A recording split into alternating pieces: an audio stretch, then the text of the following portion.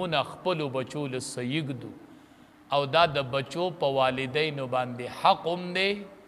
چې خپلو بچو له صحیح نومونه کیدي چې د هغې صحیح معنی نبی کریم صلی الله علیه وسلم چې به څوک ولیده چې د نوم تپوس په یې ترې وکړو معنی به یې غلطه وه امام الانبیا به ورله زر نوم بدل صحیح نوم به ورله نبی کریم صلی الله علیه وسلم کېښود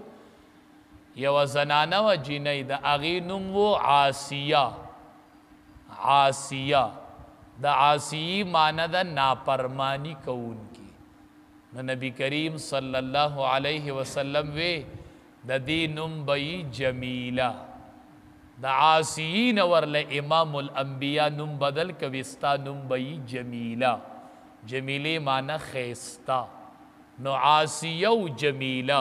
نو د امام الانبیا طریقه به هم دا وه چې د چا له به نوم به د چا غلط ولیده نو نوم به ورله صحیح کو او دا د بچو ګورې په والدینو باندې اولنې حق دی اولنې بعضې ګورې حدیث مبارک کې راځي که نه دا بعضې نومونه وایي دا ډېر قبیح دي لکه هغې کې یو نوم حرب راغلی دی د حرب معنی د جنگ نو چې ته بچي له داسې نوم کېدې نو د دې اثر ښکاره کېږي سبا به بیا په مخه جنګونه کوي نو چې نوم بچو لږدی نو علماو سره مشوره کوئ او صحیح ښکلي ښکلي نومونه ورلږدئ د صحابه کرامو ښکلي نومونه نه دي چې ستا د بچي نوم یې که نه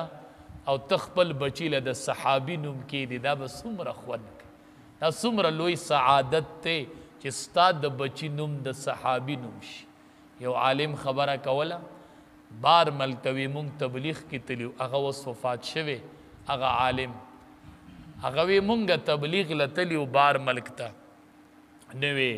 هلته تبلیغي جماعت د یو ځای کې د مدرسې بنیاد یې وی مونږ هغې مدرسې ته ورللو طلبا پکې حفظ کو سبقونه یې وي نوې هلته یو کس راغی وی چې د مدرسې نه هغلته اپله